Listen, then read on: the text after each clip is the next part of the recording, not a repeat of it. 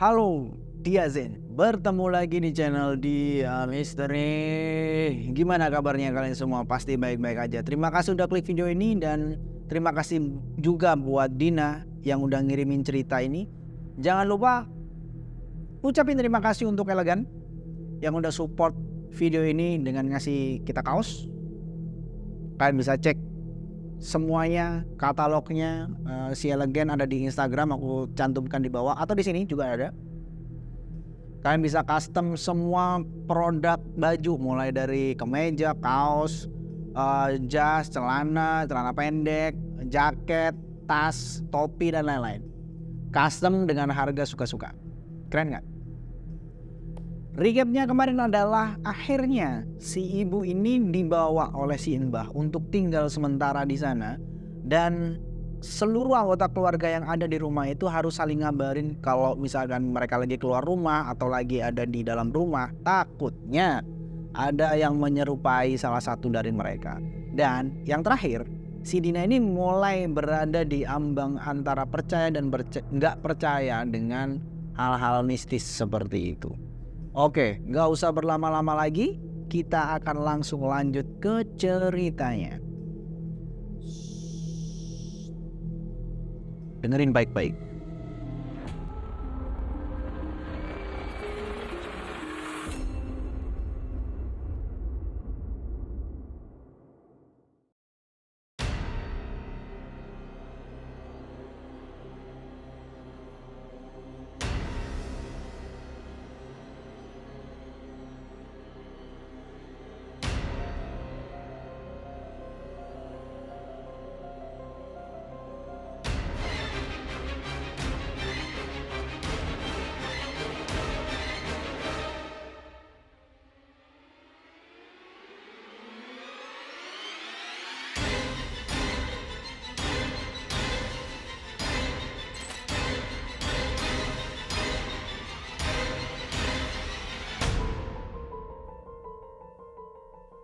Setelah melalui pembicaraan yang cukup panjang ya dengan si Mbah, akhirnya ayahnya si Dina ini memutuskan untuk melakukan ritual pertama untuk penyembuhan si ibu yang akan jatuh pada Sabtu depan nih. Dan menurut penjelasan dari si Mbah, ritual ini nggak boleh dilakukan di hari-hari tertentu, yaitu hari kelahirannya ibu, hari kelahirannya si ayah, hari kelahiran Dina, hari kelahiran Naila, dan hari kelahiran si Galih. Jadi 5 orang ini hari lahirnya apa aja dan gak boleh melakukan ritual di hari-hari itu. Selain hari itu masih diperbolehkan. Dan ternyata Simbah ini baru menjelaskan bahwa ayam yang Dina beli bersama ayahnya, kalian ingat kan di part sebelumnya Dina itu diminta untuk ke pasar membeli seekor ayam. Dan ayam itu dijadikan media yang akan dipakai untuk menukar nyawa mereka yang telah dikirimi santet. Ya, santet kuburan mereka nyebutnya. Dan menurut Simbah ini adalah jalan satu-satunya untuk melepaskan keluarga Dina dari santet tanah kuburan yang telah dikirim oleh seseorang untuk mencelakai mereka. Selain bertujuan untuk mematikan rezeki kedua orang tua Dina, ternyata santet ini juga bertujuan untuk membunuh semua keluarga Dina. Ngeri banget ya. Dan kata Simbah juga, orang yang ngirim ini sudah dendam. Dendamnya itu yang udah level tinggi lah ya. Santet yang dikirim juga berlapis-lapis tuh, nggak cuma sekali santet doang. Jadi santetnya banyak gitu. Sampai-sampai nggak ada jalan lain ya kecuali mencari media lain untuk dikorbankan sebagai pengganti nyawa 5 anggota keluarga Dina. Jadi ayam ini akan menjadi pengalihan dari sasaran santet yang dikirim sama orang yang berburuk hati. Tetapi dari penjelasan si Mbah itu, Dina sama sekali nggak ngerti mengapa hanya sang ibu doang nih yang jatuh sakit gitu. Semua orang di rumah terlihat ya sangat bahagia ya, kayak sehat-sehat aja, biasa aja gitu. Bahkan ayahnya nih, Dina pun menanyakan itu kepada si Mbah. Mbah, tapi kenapa yang sakit cuma ibu kalau kita semua diikat sama sesuatu yang mistis seperti ini? Saking penasarannya tuh, Dina nanya kayak gitu ke Mbah. Dia membuka suara di antara si Mbah dan ayahnya, serta beberapa orang pintar atau sesepuh yang ada di desa Dina. Kemudian si Mbah menjawab, karena ibumu sudah lama di dukun Din, tidak pernah tembus karena ibadah terus, makanya baru masuk kali ini saat kalian semua udah kena. Mendengar penjelasan dari si Mbah itu, Dina ini cuma ngangguk-ngangguk aja gitu. Ya nggak ingin mendengar lebih lanjut juga sih sebenarnya mengenai hal-hal yang mistis gitu, apalagi yang menimpa ibunya sekarang gitu. Mengingat nyawanya juga menjadi taruhan nih sekarang. Dia baru sadar kalau dia juga menjadi incaran santet ini. Dan dia sudah kehilangan keberanian untuk membahas ini lebih lanjut. Ritual kali ini akan dimulai dari pelepasan ikatan yang mengikat nyawa ibunya Dina. Dan terakhir akan dilakukan penyiraman pada seluruh sekeliling rumah lah, seluruh bagian rumah. Semua hal dipersiapkan, termasuk beberapa hal untuk sesajen serta ayam kampung hitam yang telah ayah dan Dina beli kemarin. Dan ritual ini akan diadakan sangat tertutup pada malam hari sebelum tengah malam datang. Sekitar 7 orang ya yang akan memimpin ritual ini, yaitu tadi ada orang-orang yang pinter ya, orang-orang pinter kenalan dari si Mbah, termasuk si Mbah sendiri. Jadi Mbah ini bisa dibilang orang yang cukup berpengaruh ya di desa Dina itu. Setiap maghrib tiba, dupa masih selalu dinyalakan tuh agar semuanya berjalan lancar hingga hari H. Dan selama itu pula, Dina masih sangat ingat hawa rumah semakin terasa panas. Padahal lokasi rumah Dina ini bukanlah daerah yang panas sebenarnya, dan di dalam rumah juga punya AC gitu. Tapi sangat terasa seperti ada 2 matahari di atas rumahnya itu, panas banget. Bu Sumi, kalian ingat kan Bu Sumi yang biasanya diminta untuk membantu cuci-cuci gitu kan? Di hari itu biasanya datang untuk membereskan cucian. Nah, gini datang untuk membantu Dina untuk menyiapkan sesajen yang berisi beras, ada telur, ada beberapa lauk seperti ayam dan juga kembang. Dan Bu Sumi juga mempersiapkan beberapa makanan untuk para sesepuh, orang-orang yang melakukan ritual. Melalui ritual ini, Dina jadi tahu semuanya. Dari Bu Sumi ya tentu saja, bahwa ini santet yang Ibu Dina terima kali ini bukanlah santet biasa, di mana si pelaku hanya menebarkan tanah kuburan di depan rumah Dina, tetapi juga merupakan santet yang mengubur nama sampai tanggal lahir Dina dan keluarga dengan tanah kuburan. Tujuannya membuat semua anggota keluarga yang namanya dan tanggal lahirnya ditanam itu menerima kesialan sampai meninggal. Santet ini biasanya membutuhkan darah manusia ya, sebagai pelancar biar santetnya itu tepat sasaran gitu. Artinya orang yang melakukan hal ini juga memakai tumbal dalam melancarkan aksinya. Ini adalah sebuah praktek santet yang buruk. Menjelang hari pembersihan nih, singkat cerita, semua orang yang ada di rumah Dina itu sibuk dengan ritual itu. Setiap maghrib orang-orang kenalan dari Simba itu datang ke rumah Dina, melakukan doa dan nyalain dupa. Kemudian beberapa titik di pintu masuk itu juga ya dipasangin dupa dan disiram-siram air yang sudah didoain atau diritualin gitu. Sampai toko tempat ibunya si Dina berjualan juga ikut dipasangin dupa. Tapi gak semuanya berjalan lancar. Secara tiba-tiba tangan Bu Sumi ini keiris pisau. Kembang yang tadinya seger jadi layu cuman dalam beberapa jam aja gitu. Agak aneh sih. Persiapan ritual besar ini sungguh melelahkan ya. Di hari itu adiknya Dina, si Naila, kalian ingat kan? Itu juga tiba-tiba jatuh dari sepeda saat pergi beli beberapa bahan yang kurang atau apalah dalam ritual itu. Tiba-tiba jatuh aja.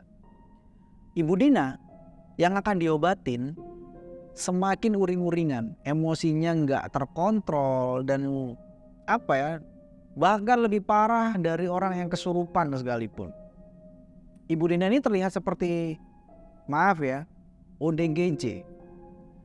Dari pagi nggak mau dimandiin. Padahal ritual ini membutuhkan si korban ini bersih gitu, suci istilahnya. Apalagi saat akan diwuduin ya, si Ibu Dina ini berteriak kepanasan. Mungkin dari efek santet itu kali ya. Tapi Dina dan Bu Suwi tetap fokus karena ritual ini harus dilakukan apapun yang terjadi. Pada H-1 atau sehari sebelum ritual itu dijalankan, tepatnya Jumat malam ya. Jadi ritualnya tadi kan udah aku infoin kalau ritualnya dilakukan pada Sabtu malam dan ini adalah hari sebelumnya, yaitu Jumat malam. Simba dan orang-orang pinter kenalannya itu melakukan doa sepanjang malam di pusat rumah karena ritual ini pasti akan diketahui oleh orang yang ngirim santet. Jadi seperti penangkal aja gitu, biar nggak ada gangguan yang lebih gitu yang masuk ke rumah. Dan malam itu Naila tiba-tiba berteriak dari dalam kamarnya. Mungkin sekitar jam 10 malam atau ya lebih lah, jam 10 lebih. Dimana semua orang sudah kayak ketinduran gitu ya, tidur lebih tepatnya. Dan hanya para sesepuh aja itu emang masih berdoa di ruang tengah. Dan di situ Dina langsung bergegas datang ke kamar untuk menemui Naila. Nay, kenapa? Si Naila ngejawab, Mbak, aku pikir tadi Mbak masuk kamarku. Lihat itu ada jejak kaki darah di dinding. Melihat sudut yang ditunjuk sama Naila, si Dina langsung ketakutan. Badannya tuh gemeter. Dan bener aja emang, di dinding itu sudah banyak jejak kaki dengan darah gitu. Teror terakhir ketika si sosok itu menunjukkan dirinya adalah pada saat Dina dan Naila ke dapur tuh malam itu. Yang kalian ingat kan, yang menyerupai ibunya dan wujudnya si ibu ini gak ada pantulan tuh di cermin. Ternyata setelah si Dina ini masuk ke kamar, ayahnya juga menyusul dan ayahnya juga melihat ada kayak jejak kaki yang berlumur darah gitu. Dan ayahnya itu langsung istighfar. Astagfirullah Gusti. Ayahnya nih kayak menghembuskan nafas yang gini. Dan juga dia tuh terlihat capek gitu dengan teror-teror dan semua persiapan ritual yang mereka kerjain tuh, mereka udah capek gitu. Wes, balik ke kamar semuanya. Saya nggak tidur sama Mbak Dina dulu.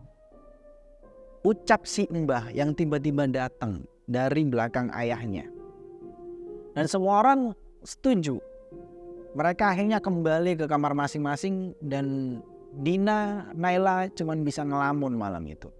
Badan mereka berdua gemeter saking takutnya dengan adanya teror-teror dan ritual-ritual apalah itu yang mereka kerjain gitu. Dan di situ si Dina bilang, Nay, ayo kita tidur aja. Udah malam. Besok harus siapin banyak hal lagi. tapi malam itu nggak berakhir begitu saja. Tentu saja teror-teror itu nggak berhenti.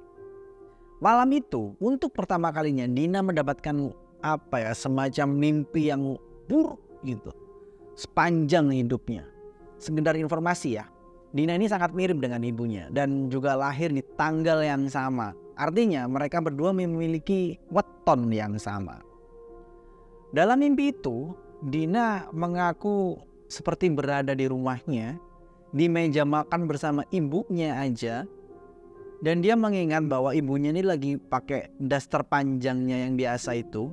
Rambutnya digerai tapi nggak memperlihatkan wajahnya. Agak aneh ya. Dia tuh kayak sibuk gitu untuk menikmati sebuah makanan yang ada di meja. Habis itu ibunya bilang, Memangnya kamu siap menggantikan ibu? si Dina menjawab, Maksud ibu apa? Aku gak ngerti. sosok ibu di dalam mimpinya Dina cuman menjawab, dan suara itu langsung dinotis tuh oleh Dina. Dan pada intinya si Dina ini sadar bahwa dia sedang terjebak di alam mimpi. Kamu ndak sayang ibu ya? Aku sayang kok, Bu. Kamu tahu ya, Duk? Mendengar pertanyaan ibunya, Dina gak langsung menjawab tuh. Sosok ibunya itu langsung berdiri dan kayak mengelus kepalanya Dina. Dan di situ ibunya si Dina bilang, Duk, ojo percaya. Jangan percaya apa? Awak mulai aruh dewi. setelah ibunya ngomong kayak gitu, tiba-tiba Dina ini terbangun dari mimpinya. Dan sudah ada si Mbah dan para sesepuh tuh di sebelahnya. Naila juga kelihatan ketakutan di situ. Akhirnya si Mbah mulai bertanya tuh kepada si Dina. Dia ngomong apa, Duk? Bah, aku takut. Di situ Dina saking takutnya ya, dia sampai meluk mbahnya ini dengan badan yang sudah gemeteran lah. Iki wis gak iso kan, Mas. Pak ritual ibu nih, ritual anak iki kudu di sini. Awalnya ritual ini harus berurutan tuh. Mulai dari ibunya dulu, habis itu ayahnya Dina. Tapi ternyata weton ibunya dan weton Dina ini sama persis. Otomatis ritual Dina harus dipercepat dan didahulukan sebelum ayahnya. Alasan itu juga lah yang membuat Dina lebih banyak menerima teror daripada anggota keluarga lainnya. Dina yang kebangun jam 3 pagi itu langsung disuruh wudhu tuh sama mbah dan para sesepuh di sana. Dan tidak boleh tidur lagi karena takutnya akan ada teror lagi nih, teror lanjutan yang mungkin akan lebih mengerikan. Singkat cerita, Sabtu nih, semuanya udah siap. Dina pun mulai menyediakan jarik ya, atau kain yang akan digunakan untuk keperluan ritual. Setelah kejadian subuh tadi, semua persiapan sudah lancar dan dupa udah dinyalakan sebelum subuh. Semua kamar diisi satu baki sajen dan satu dupa. Yang nantinya sajen itu akan dilemparkan ke laut untuk mencegah kembalinya santet ini. Habis Isya, semuanya udah siap. Dan kali ini Bu Sumi ikut mendampingi atas permintaan si Mbah untuk menjaga Dina, Naila, dan juga Galih. Pukul 10 malam tepat akhirnya ritual dimulai. Beberapa dupa mulai dinyalakan dan beberapa kembang mulai ditebar. Ayam kampung hitam dipotong oleh si Mbah dan sesepuh lainnya. Mereka beberapa ada yang masih melantunkan doa-doa agar semuanya berjalan lancar. Dina dan keluarganya berdiri di tengah para sesepuh yang lagi doa itu sambil memohon keselamatan kepada Sang Kuasa. Dan malam itu terasa sangat mencekam. Ibu Dina secara tiba-tiba berteriak kenceng banget. Bahkan lebih kenceng dari sebelumnya. Ada darah yang keluar dari telinganya. Yang kata si Mbah menandakan bahwa ritual ini mendapatkan serangan balik. Tapi setelah nadi ayam tadi itu lepas dan mengucurkan darah, Ibu Dina langsung muntah mengeluarkan darah yang berbau amis, bau busuk, bau gak enak. Doa-doa dari para sesepuh semakin kencang hingga Ibu Dina ini sadar kembali. Setelah itu si Mbah meminta Bu Sumi untuk mengambil air yang sudah didoakan dari dalam kayak tungku gitu dan menyiramnya ke kepala ibu. Bukan disiram sih, lebih ke kayak diusap aja lah gitu ya, sebanyak 3 kali, dan disuruh mengambil air wudhu sebagai penutupan ritual. Sementara itu, para sesepuh masih meneruskan lantunan doa kepada Sang Kuasa, dan Simbah menyiramkan air doa ke seluruh penjuru rumah, sampai halaman dan toko-toko juga. Kalian mungkin gak percaya, tapi saat air menyentuh di tanah, air doa tadi, ada asap yang keluar, seperti tanah yang baru saja kebakar. Ritual ini diadakan hingga 5 minggu. Karena ritual gak boleh dilakukan di 1 minggu untuk setiap keluarga. Sejak selesainya ritual itu, si Ibu Dina ini udah kembali normal tuh. Suasana rumah juga kembali normal juga. Hawa panas juga sudah berangsur turun gitu. Tapi si Mbah memperingatkan bahwa ini mungkin saja belum berakhir. Si Mbah akan selalu datang menyalakan dupa selama 3 bulan setelah ritual ini. Karena tubuh Ibu Dina ini lemah ya sejak beberapa bulan terakhir, ditambah dengan setelah ritual pertukaran nyawa itu, Ibu Dina jatuh sakit dan hanya bisa berbaring di kamarnya, dan keadaan normal ibunya itu hanya singkat. Saat pemeriksaan pertama di rumah sakit itu, si Ibu Dina didiagnosis mengidap kanker serviks stadium awal. Tetapi Dina dan keluarga curiga karena diagnosis rumah sakit tidak sejalan dengan kondisi ibunya yang semakin menurun dan tambah kurus pada bulan kedua setelah ritual. Bahkan pada bulan ketiga, tubuh si Ibu Dina ini cuman tersisa kulit doang sama tulang. Di bagian perut lebih besar daripada ukuran normal. Simbah juga berusaha semaksimal mungkin tuh. Perawatan spiritual juga telah dilakukan, tapi nyatanya sama sekali enggak membuat efek apapun. Si Mbah yang melihat kondisi itu ya cuman mengatakan bahwa ini adalah efek dari ritual tukar nyawa. Karena pemutusan tali untuk tidak dijadikan tumbal akibat santet menggunakan tanah kuburan tersebut. Dan yang paling parah lagi dari kondisi ibunya, Dina melihat ada sesuatu yang berjalan nih di dalam perut ibunya yang saat itu membengkak gitu. Meski kata ibunya dia tidak merasakan apapun, perutnya baik-baik aja gitu. Tapi kondisi ibunya yang kurus kering dan perutnya yang membengkak itu aneh gitu. Dina itu sampai-sampai hampir stres memikirkan keadaan ibunya. Dia terpaksa berhenti kuliah. Dia merasa kasihan dan juga marah, tapi gak bisa berbuat apa-apa. Padahal selama ini ibunya adalah sosok yang sangat baik kepada para tetangga, kepada saudara, dan juga kepada keluarga intinya sendiri.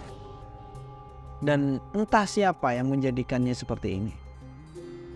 Setelah 4 bulan berlalu, Ibu Dina kembali ke pangkuan Sang Kuasa. Sungguh kisah yang tragis ya, dan menyakitkan tentu saja untuk keluarga Dina. Dina itu udah yang hampir hilang kesadaran aja, udah hilang kewarasan.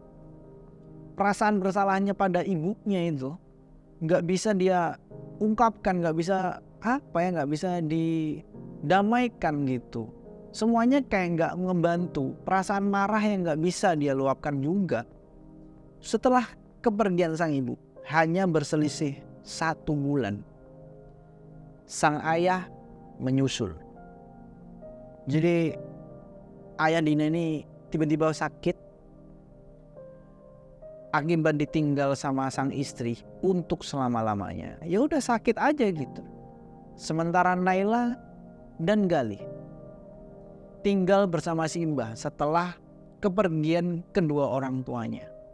Dan Dina memutuskan untuk kembali melanjutkan kuliahnya setelah cuti selama 1 tahun.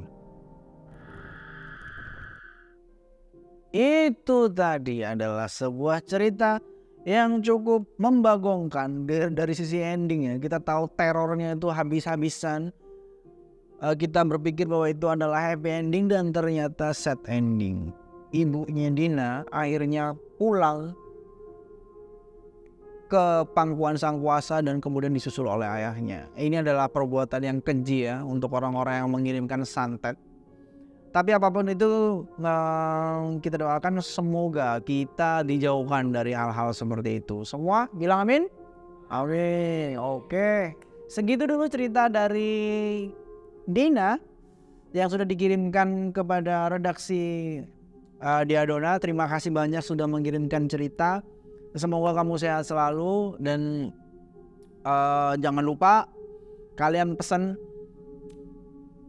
nih tablet, bukan elegan, karena di sini produk-produknya mantap sekali. Kaos yang lagi dipakai sama saya ini terasa sangat sejuk ya, tidak seperti rumahnya si Dina yang panas karena santet. Ini sejuk banget, enak dipakai. Dan juga kalian kalau mau cek katalognya, cek Instagramnya, langsung meluncur di deskripsi ya. Kita taruh semuanya di deskripsi dan juga di sini nih. Oke, sampai segitu dulu. Jangan lupa di subscribe karena kita masih butuh follower atau subscriber yang banyak. Dan jangan lupa untuk selalu nyalain lonceng biar kalau misalkan kita upload video kalian notice. Oke? Sampai ketemu di cerita-cerita seru lainnya. See ya.